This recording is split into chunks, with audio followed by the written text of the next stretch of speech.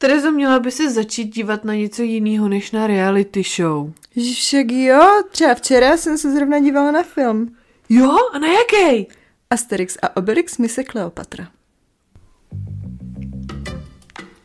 Její výsost Terka A její veličenstvo Romča vás vítají na audienci v království sebezábavy. Čau. Čau. Jsem to nečekala nějak. Máka zpožděná. Já jsem to nečekala. Tak řekneš nám úvod k dnešnímu dílu? Dnešní díl je o filmech o vědkyních. Mě bys to říkal úplně jako dítě, který je vyzvaný říct nějakou odpověď ve škole. Takže dneska máme popkulturní díl. Ano. A protože máme v tematickém bloku ženy ve vědě, tak jsme si připravili nějaké filmy. Nějaké typy na to se Každá podívat. jsme měli mít jeden a Romče se pak rozhodla mít 2. To jsme měli mít jeden, to bylo Jo. pravda. Aha. To jsem nějak vynechala. Chtěla být důležitější. No ale já jsem našla fakt, ten druhý je fakt jako hodně, jsem ho Jsi nečekala. měla vyhodit ten první. Ne, ten jsem nemohla vyhodit. To je jedno. Tak já začnu, abychom to měli na střídačku. Jo. Jo? Dobře. Takže můj první Jako film... ne, že kdybychom měli každá jeden, tak nezačneš, no. To je pravda. A tak máš druhý, který bys vytáhla z rukávu? To vidím. Dobře, tak já začnu. Já budu přemýšlet. První film... Máš poslouchat. První film, o kterém si budeme povídat, je Radioaktiv. Ten jsem viděla. Jo, do kin šel 2020 a režii vedla Marianne Satrapi, což je v Paříži žijící ilustrátorka, tvůrkyně komiksu a filmařka původem z Iránu. A hlavní roli stvořila Rosamund Pike. Já ji strašně miluju. Já ji fakt zbožňuju. Jakože to je fakt jedna z mála hereček, kterou strašně zbožňuju. A proto jsem ten film nechtěla Počkej, nechat. to je ta z... Kde hrála ještě? Hrál třeba v Bondovi, hrál takovou jako zlounku, kde byl takový jako dost zajímavý plot twist. Že si úplně nečekala, že jako je ona ten zloun. Jestli musím najít, protože jsem možná viděla jiný film. Pak hrála v seriálu Kolo času. Je fantasy seriálu. A v Saltburn hrála tu matku. Jo, už vím. V Saltburn hrála jakoby tu... Saltburn je hodně dobrý film. Jo. A ona tam je taky hodně dobrá. No jo, tak to vím. No, to je Rosamund Pike. Ty si říkáš, že jsi viděla Radioaktiv? Jo, já jsem pak začala pochybovat sama o sobě. To je dost častý jev. No, jakože jsi viděla Radioaktiv, nebo že nevíš, kde je Rosamund Pike? No, že jsem si nebyla jistá, jestli vím, kdo je Rosamund Pike a jestli jsem teda viděla ten stejný film. A viděla jsi ten stejný film? Ano! Jo, dobře. Kolikrát se ještě zeptáš? Jo, já jsem teď potřeba propojit ty volný konce. Film získal 2 nominace, a to na Women Film Critics Cycle Awards, což je jako dost zajímavá věc. A vlastně, když se na to koukneš, tak je to takový dobrý jako watchlist. Je to fakt zajímavý filmy, který bys jinak nenašla. Počkej, ještě jednou. Women Film Critics Circle Awards. Awards. No. Awards. Jsou to jako, že ceny, které se... No jasně. Že všechny ty filmy se musí nějakým způsobem jako týkat ženských. A jsou tam právě filmy, které bys jinak jako... A nestačí, aby tam žena hrála. No, nestačí. Kdo to říkal? Říkala to Hanka v Poprasku něco s tím, že někdo počítal, jak jsou ty dialogy těch ženských postav ve filmech a kolik těch dialogů se netýká mužů a že to je jako, že se 2 ženský postavy poví o ničem jiném než o chlapovi a takhle. Nejela někde něco takového, Hanka? Je to možný. Že? Zní to jako kdyby to jela zrovna ona. To mi přišlo totiž dost zajímavý. A myslím si, že když se koukneš na seznam filmů, který jsou tam buď nominovaný, nebo něco vyhráli, nebo tak najdeš filmy, kde ten poměr bude jako jinak. Hezky pěkně. No, A nominace, kterou jakoby ten film proměnil, bylo to, že Rosamund dostala cenu nejlepší herečky na barcelonském filmovém festivalu. A o čem to teda je? Je to vlastně životní příběh Marie Curie Sklodowsky, což vlastně ona a Linus Pauling, který se objeví v jiném našem díle, což je dost vtipný, jsou jediný 2 lidi, kteří dostali 2 Nobelovy ceny. Ona dostala fyziku a chemii a on dostal chemii a mír. A zajímavý je... V jakém díle jsme o něm mluvili? Ještě o něm budeme mluvit. Jo. Budeme ještě o něm mluvit. Ale i tenhle měsíc. No, v čem je tenhle film zajímavý? Je zajímavý, že on nějakým způsobem propojuje vliv na současnost. Hrozně mě baví. Jako, viděla jsem pár interview a strašně mě baví, když herci v interview mluví jako o chemii mezi sebou, když tvoří film o někoho, kdo dostal Nobelovku za chemii. To mi přišlo strašně vtipný. Jakože, ne, prostě mi to přišlo hrozně vtipný, no. Někde jsem našla výtku, že snímek obsahuje málo informací, především o životě Marie před tím, než odešla do Francie. Jakože je to 2hodinový film a není to seriál. Ano. A je to jako film, který fakt se snaží obejmout z toho jejího života co nejvíc, což naopak je jako dobrý, protože ten film se nesoustředí jenom na objevení nových prvků, což by úplně v pohodě mohl. Jakože natočíš 2 hodiny o tom, jak se 2 věci pachtí za něčím, kdy vlastně úplně nevědí za čím. A navíc je tohle i dost fyzicky náročná věda, protože oni jako musí rozbít tuny a tuny rudy, aby získali dost relevantních vzorků, protože oni vlastně zkoumali, proč některé prvky jsou radioaktivnější než jiný. A film by mohl úplně v pohodě končit tím, že to jako zjistili, objevili nový prvek, objevili v zápětí další prvek, nejdřív polonium, pak radon, získali Nobelovku a šluz. Protože oni 1903 získali vlastně, ona jakože Marie Curie a Pierre Curie získali jako Nobelovku za objevení těch prvků spolu 1903, jo. A tím by to jako mohlo končit úplně. V pohodě, jako na tohle uděláš 2hodinový film úplně krásně. Jo. Jenomže, co se mi naopak líbí, že ten film jako monitoruje i období po Pierrově smrti. Jakým překážkám čelila, jakých úspěchů dosáhla a vlastně i ten ambivalentní vztah. Že ona, když se zachovala nějak a společnosti se to nelíbilo, protože ona měla jako aféru s jedním ženatým mužem, tak najednou byla jako ta nemravná cizinka, zbytečná a tak dál. Ale v momentě, kdy jako dosáhla nějakého úspěchu, tak najednou byla národní hrdinka. A to je v tom filmu jako dobře vidět. Jo. A je tam vlastně i ta součást, že je tam jako zapojení do války, protože jako zjistili, že radioaktivity se dá využít na rentgen a to bylo jako to hodně pomohlo vlastně, že jo, 1. světová válka. Myslíš velká válka? Byla velmi, velmi, velmi specifická. Proto jí říkáme 1. světová válka. Nebo velká válka. Nebo velká válka, protože prostě probíhala jinak než konflikty před ní. A tím pádem i následky a zranění byly jiný než před ní. Takže v momentě, kdy máš nějaký jako tool, který ti umožní, aby si tu zdravotnickou péči dělala líp v tuhle době, tak se to jako schází přesně tam, kde má. A ona to jakoby využila. A v tom filmu je to vidět.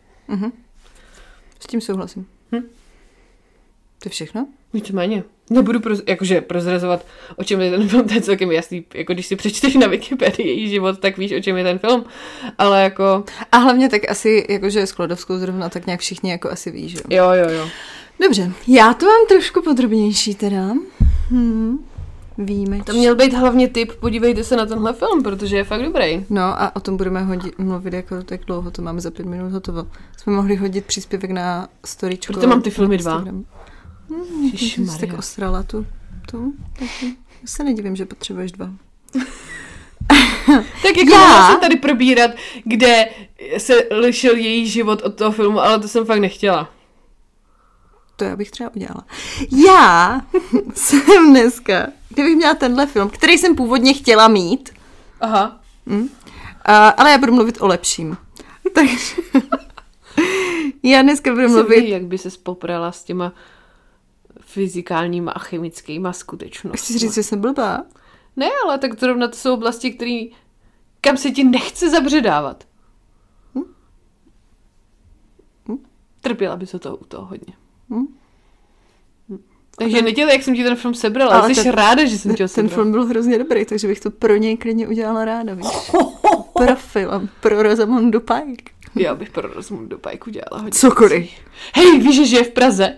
Cože? Jo, ona žije v Praze. Kde? No to nevím, ale řekla, že je Mardat Hollywood a žije v Praze. Jdem do Prahy.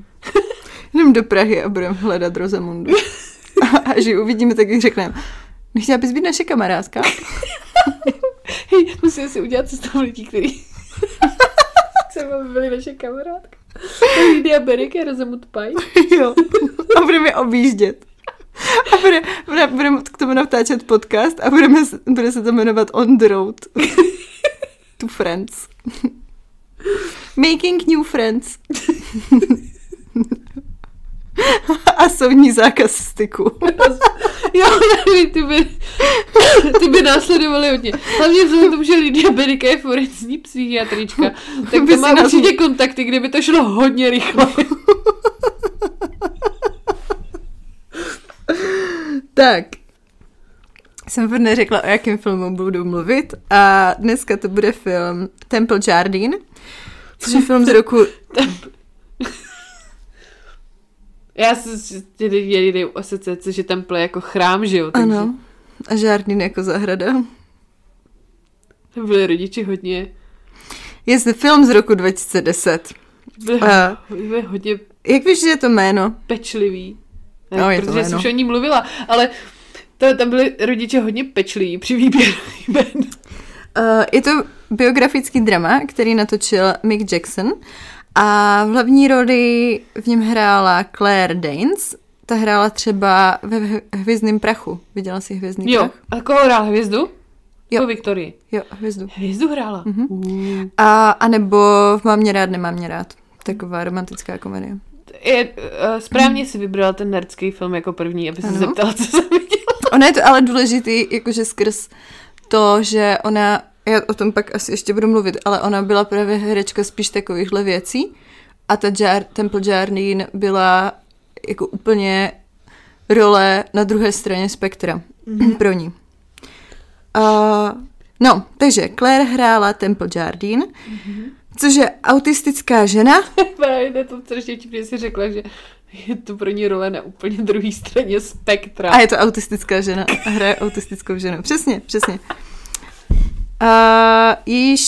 A ty jako vynálezy a inovace a výzkumy Temple Jardín způsobily revoluci v praktikách humánního zacházení s dobytkem na rančích a jatkách. V Americe. No, ono jako celosvětově. Film dost čerpá z memoáru Emergence a Thinking Pictures, což jsou vyloženě memoáry, které napsala Temple. S nápadem na film přišla výkonná producentka Emily Garson Sainz, která je matkou autistického dítěte. A to ji právě motivovalo k zpracování toho příběhu. Podařilo se jí na konci 90. let dostat souhlas od Jardín. Ta Jardín totiž znala Emily skrz její práci pro Autism Coalition, ale té Emily hrozně dlouho trvalo, než jako ten projekt vůbec se stal, protože se měnil jak hlavní kreativní tým, tak i vlastně jako ty herci. Nakonec se ale ustálili právě na režiséru Micku Jacksonovi a Claire Danes v hlavní roli. Natáčení probíhalo v roce 2008 v Texasu a produkce kladla velký důraz na autenticitu. Právě i z toho důvodu často zapojovali Temple. Je to posvěcený. Jednou věcí, a to byla věc, kterou si byla Emily od začátku jistá, když ten projekt začala vymýšlet, bylo, že chce spolupracovat s HBO. Z jednoho důvodu to bylo proto, že s ním dlouhodobě spolupracovala, ale druhým byl fakt, že jako věděla, že ve chvíli, kdy to půjde na HBO, tak to prostě uvidí víc lidí. A tohle je téma, který ona chtěla a potřebovala, aby vidělo víc lidí.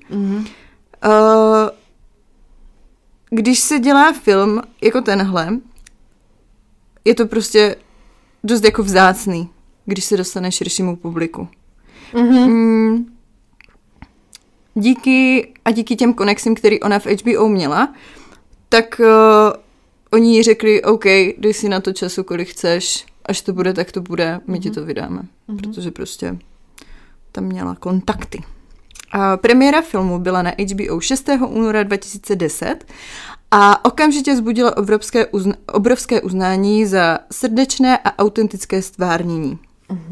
Kritici hodně cenili přesvědčivé stvárnění autismu a jiného pohledu na psychologii hospodářských zvířat. Co hodně vzbudilo zájem kritiků, tak to byl rozhodně herecký výkon Claire. Byl hluboký, precizní, vyhýbá se sentimentu, ale zároveň znázorňuje ten růst a nuance toho, jak ta Temple se taky jako vyvíjela tím, co se jí v životě dělo.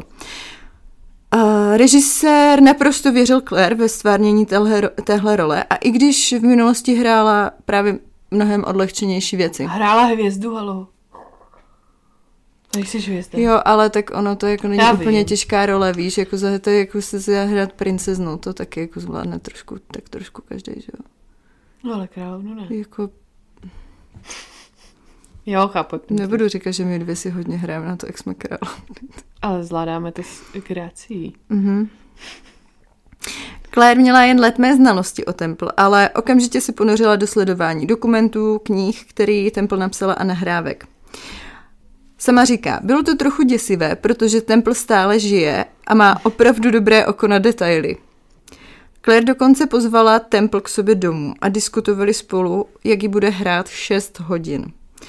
Návštěva končila tím, že Temple Claire objala, což pro Temple a pro autistický lidi častokrát není vůbec jako jednoduchý a už vůbec nepřirozený gesto. A hlavně s neznámým člověkem. No. A Claire to brala jako schválení pro roli, že jako jo, ty to uděláš dobře. Film byl chválen i za promyšlenou režii a vizuální stránku. A je to fakt jako inspirativní a velmi pečlivě zpracovaný životopisný film o mimořádné vědkyni a získal fakt jako dost cen. Myslím si, že bychom měli si říct něco i skrz ten děj, protože nevím, jestli bych měla někdy šanci o Temple Jardine mluvit. Pojď. Takže Temple byla nekomunikativní dítě, který inklinuje k meltdownům a je diagnostikovaná s autismem. Tehdejší lékařský konsenzus bylo, že autismus je forma schizofrenie vyplývající z nedostatečné mateřské náklonnosti. Navzdory tomu, že bylo matce doporučeno umístit Temple do ústavu, jakože to, že ti řeknou, ty se blbě starala o svoje dítě a proto je autista, takže ho dáš do ústavu. No, tak ty jsi blbě starala do teď, tak to je jasný, že už to nebude lepší. Že nebude lepší. Navzdory tomu, že jí měla dát do ústavu, tak si ji nechala doma, najímala terapeuty a snažila se jí pomoci a přizpůsobit se do sociálních interakcí a dál jí vzdělávat tak, aby mohla žít normální život. Hlavně jakože, no, to je jedno. No. No jakože ani schizofrenie jako není to, že by tě maminka neměla ráda, že? No jasně, no. Navíc se schizofrenie neprojevuje v dětském věku. No, to je jedno. Jako teenager jede Temple pracovat na ranč své tety a strýce. Pozoruje tam krávy, které jsou umístěny do... Česky se tomu říká skluz pro dobytek. A je to taková klec, kde vlastně ta kráva nemá prostor a je tam uzavřená a oni do toho zavírali ty krávy, když je vyšetřili, aby zůstali v klidu. Jo, tak co... No. Já jako vím přesně, jak takhle to vypadá, protože sleduju takový videa týpka, který jako se stará o kopyta krav. Jo, a oni v té klece jsou, ano. Já to videa taky sleduju. Což ale jako chápu, jako jak to chceš udělat jinak, že jo? No. Temple tuhle klec začala sama používat při záchvatech úzkosti, aby se uklidnila. Hustý. Ale jako oni to nepoužívají z psychického důvodu, ale z toho důvodu, že... I z psychického. No dobře, ale jakože když on dělá ty kopyta, tak je to jako hlavně jak tu praktický, chceš, jako... je to hlavně praktický, ale zároveň tam je i jakože na ten dobytek to má uklidňující ten. A ta Temple říká, OK, tak dobře, tak jestli jim to pomáhá, tak proč to neskusit? Ale všechny zvířata, ne? Nevím. Jakože psi si taky zalejzají třeba pod stůl. Hele, já jsem dokonce jednu dobu, když můj pes mýval takový úplně jakože, ne jako záchvaty, ale mýval takový prostě, že byl úplně jako přetočený a vlastně vůbec nic nefungovalo, že ten pes vůbec nevnímal, tak já jsem fakt dělala to, že jsem ho chytla do náruče a držela jsem ho, dokud se nepovolil. Oni existují i takový speciální postroje, který jako tlačí na ten hrudník. Jo, ono jako záleží, pak tam jsou různý takový, ale... No, ale počkej, to je jen docela zajímavou, úplně mi proběhla hlavou myšlenka, že můj kamarád Lukáš, kterýho už jsme zmínili, který se velmi zajímá o architekturu, tak mi jednou vyprávěl nějakou teorii, já úplně nevím, jak to, ale vyprávěl mi právě teorii, že jsme se bavili o urbanismu. On právě říkal, že jako by komunisti dělali spoustu věcí špatně. A jedna z těch věcí, co dělali špatně, jsou takový ty otevřený sídliště. Protože naopak to, jak máš jako v 19. století vystavěný města, jak jsou jakoby vysoký domy, máš ty bloky, tak ty se v tom jako cítíš jako člověk líp, když máš kolem sebe jako ty domy a ten blok toho domu a ten vnitroblok, že to na tebe taky působí úplně jinak, než když je to debilně otevřený sídliště. Že to je jako obecně nějaký psychologický, jako že se to využívá i v architektuře. Asi jo. Její učitel, doktor Carlock, ji inspiruje, aby se věnovala vědě a byla přijata na Franklin Pierce College, kde ona vyvinula první verzi toho mačkacího stroje, aby se uklidnila ve stresujících časech. Jako pro sebe. Pro sebe. Přístroj je ale školou vyhodnocen jako sexuální a nutí ji ho odstranit. Ty vole! V reakci na to Temple vyvine vědecký protokol k testování reakcí subjektů a na tom stroji a dokáže škole, že jde čistě o terapeutický zařízení. Počkej, a co studovala jako zaměřením? Ona studovala psychologii. A kterou teda pak jsme hezky navázala, i vystudovala. A ještě pak pokračovala v oboru zvířecí vědy. Aha. Když Temple začne pracovat, čelí při pokusech o integraci do světa chovu dobytka neuvěřitelnému sexismu. Takže si to představ, jakože ranče, statky, tlustí, hnusní chlapy. Rádoby kaubojové, kteří ani kdyby se snažili, tak jako kaubojové vypadat nebudou. Je úplně naběh Dallas, ten hnusný JR. Strašný. Nakonec ale navrhne novou strukturu pro ponořovací lázeň s insekticid, to je tak strašný slovo, aby byla zvířata chráněná proti sviluškám, vším a klíšťatům. Temple, oni totiž předtím byli jakože vháněný jako stádo prostě do takové jenom jako... Místnosti, kde nejde se stříkalo, ne místnosti. Ne, to bylo jenom jakože vlastně díra, kde byla nalitá ta voda, jo, že tam jakože... A nebylo to úplně bezpečný a strašně moc těch krav tam vždycky zemřelo. Takže Temple navrhla proces tak, aby bylo dobytku umožněno se dobrovolně pohybovat, místo toho, aby byly do vody vtlačeny. Oni tam samozřejmě nechtěli, že? Protože ty krávy jak tam padaly, tak teďka, že prostě hysterie tohle a ještě jako davová psychóza a tak. Tady si dovolím vsuvku z natáčení, protože scéna s natáčením dobytka se natáčela poslední natáčecí den a na který Emily právě přivezla tu Temple. I když se Temple snažila při natáčení držet co nejdál od Claire, aby neovlivňovala její herecký výkon, moc jí to nešlo, protože jí hrozně znepokojovala jí ta konstrukce té nádrže na dobytek, který se vlastně, protože oni tam kdyby museli ukázat tak, jak to bylo. Bylo to jakože udělané tak, aby se těm zvířatům nic nestalo, ale vlastně to vypadalo. Ta Temple dokonce říká, že si úplně vrátil, že si připadala jak na stroji času, že se vrátila zpátky do 60. let, jak to bylo děsivý. Zpátky k filmu. Zpočátku vlastně všechno fungovalo s tím návrhem a psalo se o tom v novinách, jenomže prostě majitelé ranče ten nový design odmítli, protože ho vymyslela divná ženská, která nemá u dobytka co dělat. Má být doma, vařit, rodit děti, že jo? Hlavně v Texasu. Hlavně v noci. A tak design Oni ten design potom jako pozměnili trošku, protože oni mají lepší nápad, což ale vedlo k utopení strašně moc krav. Temple samozřejmě hrozně zuřila a ona dokonce zuřila, takže úplně jako musela navštívit toho doktora Carlocka, že fakt chytla úplně jako totální záchvat. A a že na to kašla a že to prostě dělat nebude a tak. A po tom jejich setkání odchází ale jako s lepší náladou a rozhodne se, že prostě ten průmysl změní a založí si vlastní jatka, kde bude tohle to je zajímavý. Jakože to je na jednu stranu úplně neuvěřitelně zajímavý. Jakože ty chceš zlepšit život dobytka a tak si založíš jatka. To zní strašně jako nonsense. Pár dní po té návštěvě se Temple dozví, že jí zemřela matka a později úplně náhodou potká Betty v obchodě, nějaká paní Betty, a její manžel pracuje právě na jatkách. Temple se s ní začne bavit a pak se potká i s tím manželem a řekne mu svoje nápady k tomu, jak by to mohlo fungovat.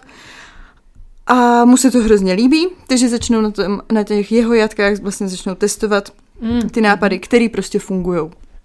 Film končí koncem roku 1981, kdy Temple přijede na National Autism Convention a sdělí tam svůj příběh. Hustý. Ten film je fakt jako krásný a nebýt té Emily, tak vůbec jako nevznikne, že jo? Takže si pojďme říct toho možná ještě trošku o té Emily, protože to je taky zajímavá. Protože si myslím, že sice máme měsíc žen ve vědě, ale zároveň je to tak trochu měsíc žen na svém místě. Na správném místě. Protože hlavně my jsme ženy na svém místě. To si úplně nemyslím. Ne, věř si, Terezo. Ježišmarja. Je měsíc žen, věř si, Terezo. Je měsíc žen. No. Jak už jsem říkala, tak ten nápad na natočení přišel právě od Emily a ona je úspěšná talentovaná agentka a spoluzakladatelka neziskové organizace Autism Coalition for Research and Education. Teď je tady tato neziskovka součástí větší organizace, která se jmenuje Autism Speaks a která právě všechny tady ty menší neziskovky jako sdružuje. V polovině 90. let byl Emilyn syn, 2letý syn diagnostikovaný s autismem. Velmi brzy potom se Emily o Temple dozvěděla. Nejdřív totiž její matka viděla knihu Thinking in Pictures v knihkupectví a pak její babička nezávisle na tom poslala článek v novinách, kde Temple mluví, kde se o ní píše. Tím, že Emily četla o té Temple a o tom, jak ona vlastně s tím autismem jako funguje, tak to v ní probudilo neuvěřitelnou motivaci a energii sama se vyrovná se stavem toho jejího syna. Teď cituji. Příběh Temple mi dal naději, příběh její matky mi dal směr. Všichni rodiče autistických dětí by ten příběh měli znát a já věděla, že díky svým kontaktům v zábavním průmyslu je mou zodpovědností, aby se to stalo. Potom taky... to je asi na jednu stranu zajímavý, že jako ono už to téma, jako o těch jatkách a tak dále, jakože zlepšovala vlastně tyhle věci, jako je zajímavý samo téma o sobě. Že ještě se ti do toho přidá ten autismus, ale jakože ona už to téma, který ona jako řeší, a to, co v něm dokázala, je zajímavý, i kdyby nebyla autistka. Když mluvila o Temple, tak to bylo taky jako pěkný, protože říká, přišla a měla na sobě svoji kovbojskou košili. Je saklec. Jsi strašná. Ne, tak protože ještě jak to svojí, že jo, tak to je takový jako... Měla svou kovbojskou košili a měla hrozně jako osobitý vzhled a osobitou chůzi hlavně, že tak jako zvláštně chodila. A hlavně ona furt měla jako ty košile, fakt takový ty kovbojský, to je hrozně moc v tom filmu. Uvědomovala si, že na ní lidé zírají a v jiném životě bych já rozhodně byla jeden z nich. Ale jediné, na co jsem v tu chvíli dokázala myslet, bylo, nemohu tomu uvěřit, jaké mám štěstí, že tu jsem a že tahle žena je naprosto moje hrdinka. Taky chtěla být hodně její kamarádka. Ona hodně chtěla být moje kamarádka. Jo, chtěla být její kamarádka, naprosto. A jakože já bych taky chtěla být jejich kamarádka. Já bych chtěla být kamarádka i Emily, i Temple. Jo. Tak to je můj film. Zajímavý, kouknu se na něj. Jestli se k němu nějak dostanu. Je na HBO. Což mi nepomáhá. Což máš smůlu. Takže se na ní můžu podívat od tebe. Chápete, že v Německu není HBO? Je, ale jmenuje se Sky a musíš ho platit extra. Jakože tvoje HBO u nás nefunguje, no? No. Ono, jako je prostě... A na HBO jsou dobrý filmy. Jsou, no. To jsou tyhle intelektuální. Já jsem si ho taky dost platila, no. A pak jsem právě zjistila, že už mi nefunguje od jistý doby. Od té doby, co jsi v Německu?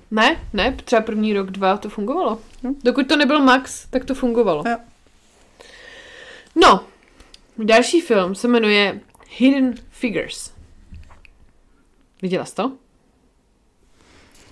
Musím se podívat na plakát, ale myslím, že jo. V Čechách se to přeložilo jako skrytá čísla. Ne, ale mám ho v seznamu. Do kin šel 2016 a režii vedl Theodore Melfi. Film má na kontě 94 nominací, včetně 3 na Oscara. Hustý. A 37 vítězství, včetně herečky ve vedlejší roli. Hlavní role stvárnili, jakože herečka ve vedlejší roli je strašně zavádějící, protože tam jsou jako de facto 3 hlavní role. A stvárnili je Tara G. Henson, Octavia Spencer a famózní Janelle Monáe, která jako hraje tam takovou jako mladou drzou a je brutálně dobrá. Jakože fakt brutálně dobrá. Najdu si asi s ní další věci, jako hodně mě tam zaujala. S příběhem se ocitáme v raných 60. letech v NASA. Takže jsme po druhé světové, Hirošima a Nagasaki jsou roky za náma a boj mezi západem a východem probíhá mimo bitevní pole. A jednou z oblastí, kde USA a Sovětský svaz se navzájem snaží předhnat, je cesta do vesmíru na Měsíc a tak dál. Takže na jednu stranu tam máš ty nejbrilantnější mozky USA, který dělají, co dělají, protože to je jako jejich směr a táhne je zvědavost a potřeba a tak dál, ale zároveň je tam jako politický tlak. A film se točí kolem 3 černošských žen, které jsou součástí NASA, a to je Katherine Johnson, Dorothy Vono a Mary Jackson. A to jsou jako 3 existující ženy. Obecně o lidech, který se točí kolem kosmonautiky, se toho ví jako mnohem míň, než z jiných oborů mi přijde. Většinou znáš jako jména kosmonautů, který někam odletěli nebo někam vystoupili, ale jako tým vědců za nima neznáš.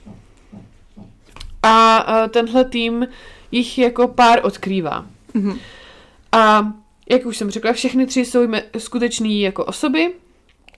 Já si myslím, že ta jakoby hlavní role, ta Catherine, zemřela 2020. Jakože jí bylo skoro 100. Hustý. No.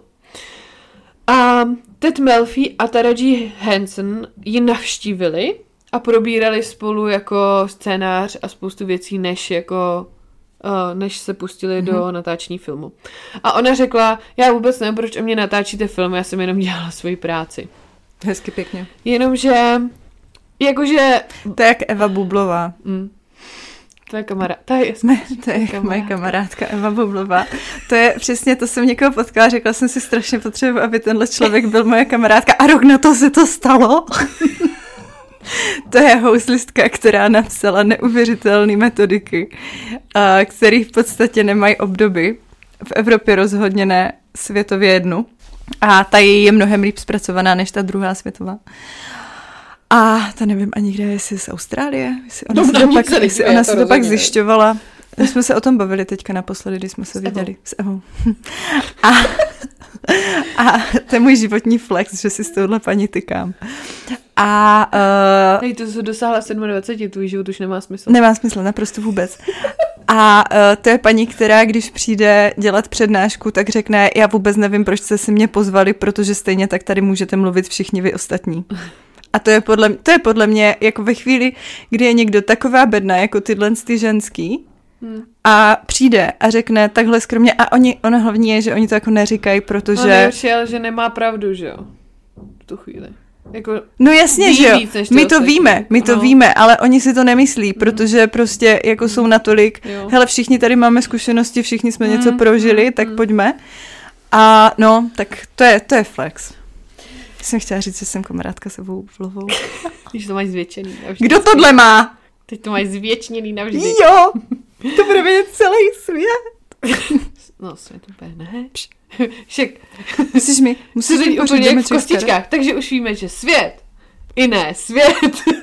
Jak měla nejdřív tu krychličku a pak... Kostkáčci. Jo, kostkáčci. Hej, jak je ta hudba z toho? Hudbu vůbec nevím, já si pamatuju, já vím jenom tady to, už víme, a že svět... A tak říká, aby tě nebolela hlava. Jo.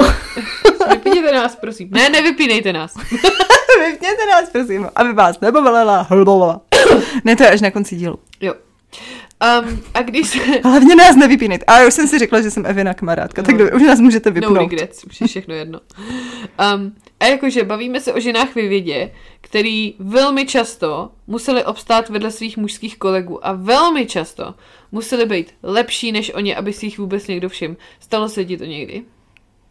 Mně se to naprosto jedna ku jedný stalo. Že jsem byla jako jediná ženská v mužském povolání. A musela jsem být... To byla jako moje... Vlastně to, jakože... Myslím si, že ten postoj nebyl zvenčí, ale ze mě. Já jsem měla pocit, já musím být lepší než všichni ty chlapy, aby viděli. Protože samozřejmě hodně... Ani ne tak třeba z toho bezprostředního okolí, kteří jako... viděli. Hej, může ten soused kurva přestat stloukat ty poličky do prdele? To tam asi nebude, si tady dostal jako. Tak dobrý, že já jsem teďka chytla rent, zbytečně. Že třeba ani ne tolik tomu je bezprostřední okolí, protože kdyby to bylo moje bezprostřední okolí jako nevěřilo v moje schopnosti, tak bych se k té práci nikdy nedostala. Ale spíš takový to trošičku o krok vnější. Občas naznačilo nějaký pochybnosti a já jsem si v tu chvíli řekla, no ne! A zabejčila jsem se a měla jsem extrémní potřebu být jako lepší než ostatní. Být jako fakt ten nejlepší a vyloženě si vybudovat postavení, jestli já z téhle firmy někdy odejdu, tak to tady zhoří. A stalo se to? Jo. Trošku se to stalo. Respektive, vzhledem tomu, že můj manžel v té firmě stále jako pracuje, tak jsou lidi, kteří si mě pamatují, kteří brečejí po období, kdy jsem tam byla. Což to je přes, to jako super, to je skvělý pocit. Ale jako zažila jsem i to, že prostě přijdeš ke zkoušce, protože navíc to bylo technický povolání a kolem mě byli opravdu všude jen muži. A ty přijdeš ke zkoušce a ty profesoři se jako divějí, že tam jako je holka. A ty pak uděláš ten nejlepší výsledek. A hej, třeba mě jeden jako technik po telefonu požádal o ruku. Třeba. A nebyl to můj manžel. Já jsem tohle třeba měla skrz žáky. Já jsem takhle učila jednoho žáka a on pak byl, aniž já bych o tom věděla, prostě se to stalo a už jsem s tím nemohla nic dělat, i když jsem se dost intenzivně snažila. Byl prostě přiřazený k jinému učiteli a ten žák rok na to skončil. Jakože si odešel ten jeden rok a pak řekl, ne, já už na housle nikdy hrát nebudu. A já jsem pak potkala úplně náhodou prostě ve městě jeho babičku, která na mě volala, úplně mávala přes půlku náměstí a běžela za mnou a já jsem nejdřív vůbec netušila, kdo to je, no, že já fakt nemám paměť na obličeje. No hlavně navíc ještě babička tu taky nevídá. Já jsem ji viděla na koncertě několikrát. No jasně, ale není to třeba nevyzvědává ho každý týden, no jasně, no. A ta mi začala říkat, jak úplně chudák Pepík, jak skončil s housličkama a jak ho to, jak jako vlastně to jako nezval, protože pak jako, jak už jsem ho neučila já, tak už to šlo z kopce a pak už jenom, aby to nějak zvládlo konce roku a pak vlastně jako vůbec, takže a jí to hrozně mrzelo, protože ona sama hrála na housle a on teda ten chlapeček byl úplně bez něho nikdy jako nebyl houslista, ale zahrál by si písničku. A já jsem to tak vedla, že jo? A toho kluka to takhle bavilo, protože jsme si chvilku hráli a pak jsme si chvilku povídali o dinosaurech. A protože jsem ho nechala malovat houslosaury, když měl volnou chvilku v hodině, když tam byly 2 děti. A víš, jakože takhle. A pak měl prostě jiný režim. A v tu chvíli ho to strašně přestalo bavit. Takže to jsem zažila takhle tak jakože že když odejdeš, tak to zhoří. Jo. Když tam nejseš ty, tak to zhoří. Jo. A zároveň jsem častokrát teda zažila to, že jako ke mně utíkají děti od jiných pedagogů, no. Tak, A že pak třeba ale u těch dětí je to ještě horší, jako. U těch dětí je to fakt blbý, no. Jakože když prostě jsi tak debilní, že to dítě s brekem odchází z hodiny, tak to kurva nedělej. Tak nebudu říkat, že jsem nikdy žádný dítě nerozbrečela. Jo, ale tak jako, že se rozbrečí vztekem nebo to, tak děti neumí třeba nějakou dobu zacházet úplně s emocema, ale když to dítě úplně jakože... No. Já se někdy rozbrečím s vztekem na té hodině. Ty kapesničky na tom okně jsou hlavně pro mě. To byl joke. No a právě tady ten fenomén, že jako musíš být lepší než všichni ty chlapi okolo tebe, aby se jako něco stalo. Jako ne, že by to nebylo úplně téma, ale vlastně to není zase až tak úplně hlavní téma. Protože jako jsi v NASA, že jo, takže ten, kdo tady pracuje, je jako genius, jinak by tady nepracoval. Myslím, že i uklízeči jsou genius. Ne, to ne. Ale... Ne, ty ne. Ale ti, kdo jsou jako součástí těch programů a součástí těch institutů a součástí těch všech možných oddělení, ti ano. A seš jako v 60. letech, takže ano, pracují tu i ženy, protože ano, i ženám, některým jde matematika a fyzika. Máš takový jakože omezení, jakože třeba ženský nesmí být inženýrky, ale jinak jakože co se třeba týká matematiky, tak tam už jsme jako safe, jakože ženský taky zvládají matematiku. No, tady, jakože u těch našich 3 hlavních jako hrdinek tohohle filmu, je problém, že jsou Afroameričanky a máme rasovou segregaci. Takže třeba v autobusu musí sedět úplně vzadu za oddělenou takovou jako částí. Na ulici jsou pítka, které jsou označený, ve kterých je úplně naprosto ta stejná voda, ale jsou označený for white a for colored. A tak dále, a tak dále. Máš knihovny, kam smějí černý, kde jsou jiný knížky, než v knihovnách pro bílý a tak dále. Jakože nebudu prozrazovat příliš, koukněte se na ten film, je fakt dobrý. Ale když je Catherine převelena do jiného týmu a v jednu chvíli si zrovna je to jakože oddělení, kde jsou fakt jen chlapy a jedna ženská, která je vlastně asi spíš asistentka než součástí toho týmu, ale tam to není úplně, že by to byl jako nějaký účel. Nebo to tak nevypadá. A ona si v jednu chvíli vezme hrnek s kafem a druhý den zjistí, že vedle té velké konvice na kávu, kde si jako předtím vzala to kafe, tak hned druhý den tam stojí menší konvice a má na sebe nálepku colored. Jakože je obarvený to kafe? No jo, no. Je to kafe úplně stejně černý, jako to bílý kafe. Stejně černý jako ona, to je ten problém. A proč nepijou bílí lidi jenom bílou kávu? Hej, měli by, viď? Dobře, i ti, co mají laktózovou intoleranci. S normálním mlíkem. Jako, je lepší si nečíst komentáře k tomuhle filmu. Protože já fakt nechápu, proč to jako někoho triggeruje. Proč někoho triggeruje, že jako udělali jsme film o 3 černošských ženách, který pracovali v NASA, což už samo o sobě je jako hustý, ale mají stížený podmínky ani ne tak úplně tím, že jsou ženy, ale tím, že jsou černý. Ale i přesto se dokázali přes ty překážky jedna třeba svojí jako urputností, jiná tím, že byla fakt neuvěřitelná bedna a třetí tím, že uměla šikovně využít systém a příležitost, něco změnili a posunuli se dál, a to nejen pro sebe, ale i pro jiný černošský dívky a kluky. Proč? To, že tohle je jako stématizovaný, navíc jsou to skutečné události, proč to někoho jako triggeruje? Že je o tom natočený film. Jakože si čteš ty komentáře. Jakože... Navíc, Jako je to silný příběh z prostředí NASA, kam se nikdo z nás nepodívá. Ani náhodou. Ať už mluvíme o NASA nebo o vesmíru. Jako ne. Jako ne. A jako nevyprávět tenhle příběh jenom proto, že jsou černý ženy jako hlavní aktérky. Naopak ta optika, že to vyprávíme kvůli tomu, že tam hrajou velkou roli černý ženy, je jako správná, dokud bude existovat ten první pohled. No jasně. Jakože, já si myslím, že jako samozřejmě jsou to tyhle komentáře najdeš jako na českých platformách, na světových zase tak ne. A to kvůli tomu, že si myslím, že v Čechách ten rasismus totiž není zase tak vidět, protože ty jako diskriminuješ lidi, kteří se od tebe vzhledově zas až tolik neliší. A zároveň ta segregace není tak viditelná. Ale když máš autobus a v něm máš jako rozdělenou část a tam obrovskou ceduli, tak si myslím, že jsou jako i lidi, jakože bílí lidi, kteří nastoupili do toho autobusu a dělalo to s nima něco i jako... No jasně, že jo. Jako obráceně. Že spoustu lidí, kteří s tím nesouhlasili, tak to v nich vyvolalo mnohem silnější reakci, než když nemáš tu ceduli, než když jenom víš, jo, dobře, ten půjde tam, protože... Aha. Ale když máš někdy ceduli a tam máš jenom for white, tak to s tebou, jakože třeba mě to docela uráží.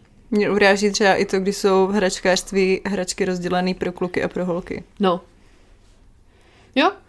Víš, jakože že prostě... Jako proč by si kluci nemohli hrát s vysavačem nebo s domečkem pro panenky? No, jasně. Naprosto to nechápu. No, jasně. A co si myslíš o kosmonautice? Že je to cool. Jo? Já to mám trošku ambivalentní. Jakože mě jako zajímá mě vesmír a ráda si čtu některé... Jako třeba mě nevzrušují muži v obleku kosmonauta. Tak to nikoho. Proč jsem tohle řekla? Ale myslíš takový ten oblek s tím akvárkem na hlavě, anebo když má jenom takovou tu normální uniformu, která se jednoduše slíká? To s akvárkem na hlavě. Ale jakože já to mám trošku ambivalentní, protože na jednu stranu mě jako zajímají ty informace a ráda si třeba, já nevím, jestli si občas čteš nějaký články o vesmíru nebo tak. Jako se díváš. Jako se ptám. Čteš si články o vesmíru. Mnohem častěji si čtu třeba astrologický horoskop. Jo, dobře, tak to nečtu nikdy. No, každopádně. Já si občas třeba přečtu nějaký článek o nějakém jako výzkumu vesmíru. Ale na druhou stranu si říkám... Víš, co mě zajímá? Takový ty jezdítka. To mě zajímá. Že video a někde nějaký to jezdítko třeba z Marsu, to mě zajímá. A spadne. Chvilku. To je jasný, ty zase chceš nějaký drama, že jo? Ach jo. A nebo se jim rozbije. To je tak vtipný, když se rozbije něco, co je ve vesmíru. Ty vole. Jakože, jak říkám, jak to mám trošku ambivalentní vztah, protože na jednu stranu je to zajímavý, ale na druhou stranu si říkám, jakože opravdu tohle jsou věci, nebo tohle jsou výzkumy a programy, které odčerpávají fakt absolutně ty nejvyšší z nejvyšších. Jakože fakt, abys dělala v těchto odvětvích, tak musíš být chodící kalkulačka, počítač a všechno jako v jednom. Jakože to je totálně jako procentíčko lidí, kteří takovýhle jsou a kteří tohle dokážou. A my odčerpáváme ty nejchytřejší a nejdůležitější jako lidi na to, aby zkoumali tohle. Ale ti lidi to chtějí dělat. Jo, jako chtějí, ale zároveň... Ty lidi to chtějí dělat a jakože není to o tom, že je někdo někde chytrej a NASA přijde a řekne a ty teď budeš pracovat pro nás. Jo, ale ty zároveň nastavíš ty podmínky tak, aby to částečně některý z nich chtěli dělat, jo? Jakože, tak říkám, nastavme podmínky tak, aby chtěli lidi dělat jiný výzkumy. No a to je přesně to. Aby chtěli lidi být třeba řezbáři, nevím, truhláři. Já říkám, mám k tomu trošku ambivalentní vztah, protože si myslím, že jsou jako věci, které potřebujeme vědět mnohem palčivěji, než prostě kolik sluncí má jako uran. Jako jo. A na druhou stranu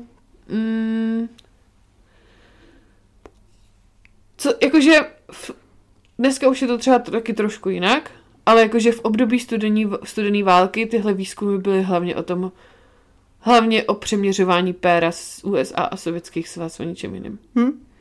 Což je jako ještě horší. A navíc v tom obleku s akvárkem nejde nic vidět. Jo, přesně. To je úplně nejsmutnější. Jo, přesně.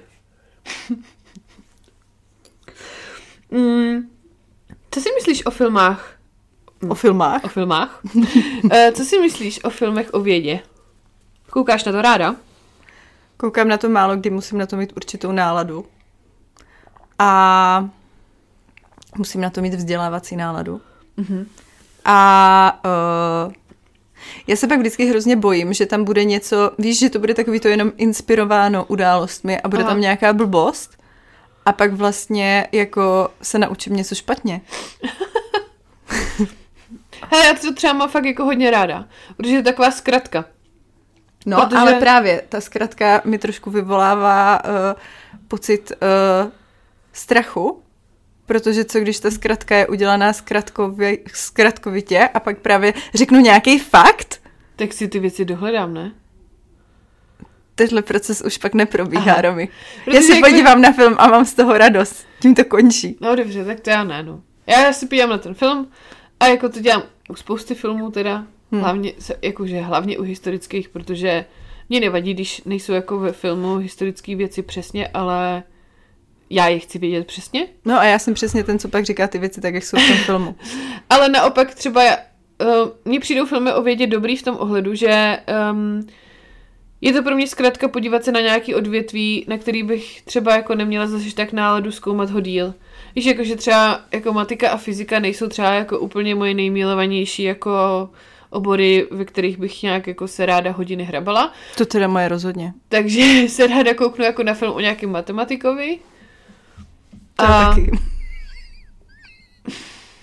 Nebo o chemičce. Mm-hmm. A třeba pak si dohledám nějaké jako podrobnosti, ale je to furt méně času, než strávit jako hodiny s knížkou o tom člověku. Jakože když samozřejmě se občas stane, že mě to zaujme natolik, že nakonec strávím ty hodiny s tou knížkou, ale a zároveň je to právě to i taková jako dobrá inspirace, co vlastně, o co se jako zajímat, no. Jo. Takže já doufám, že my jsme vás inspirovali ke 3 zajímavým večerům. A nebo to binge watchně, to je všechno v jeden den. Přesně. A čeká nás ještě nás něco čeká. Nás něco čeká? Není to tohle poslední díl měsíce? Ještě nás čekají 2 díly. Děkujeme za pozornost. Budeme rádi za sledování na Instagramu a hodnocení na Spotify nebo jiné podcast platformě. Sice se bavíme navzájem, ale chceme bavit i vás. A tak připomínky nebo nápady na další témata nám posílejte na království.fan@gmail.com nebo Instagram Království sebezábavy. Brzy naslyšenou u dalšího dílu.